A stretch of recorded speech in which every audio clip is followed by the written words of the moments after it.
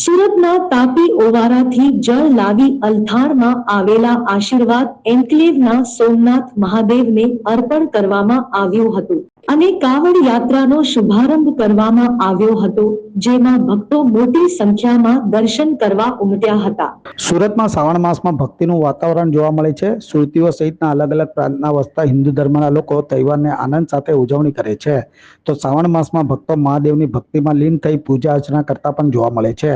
ત્યારે શ્રાવણ માસના પવિત્ર દિવસની શરૂઆત પહેલા જ અલથાણ ખાતેના આશીર્વાદ એન્કલેવમાં આવેલા સોમનાથ મહાદેવ મંદિરમાં પૂજા અર્ચના કરવામાં આવી હતી। સાથે સાથે કાવડ યાત્રાનું પણ આયોજન કરવામાં આવ્યું હતું, જેમાં તાપી માતાનું જળ લાવી શિવલિંગ પર અર્પણ કરવામાં આવ્યું હતું। આ કાવડ યાત્રામાં ભક્તો મોટી સંખ્યામાં ઉપસ્થિત રહ્યા હતા અને બમ બમ બોલેના નાદથી સમગ્ર વિસ્તાર ગુંજવી મૂક્યો હતો। આ કાવડ યાત્રાના દર્શન કરવા ભક્તો ઉમટ્યા હતા, જ્યારે કાવડ યાત્રામાં ભક્તો મોટી સંખ્યામાં જોવા મળ્યા હતા। આ કાવડ યાત્રાનો સોમનાથ મહાદેવ મંદિરથી શુભારંભ કરવામાં આવ્યો હતો, જ્યારે આ કાવડ યાત્રામાં મહિલાઓ અને બાળકો સહિતના ભક્તો ડીજેના તાલે ઝૂમતા જોવા મળ્યા હતા।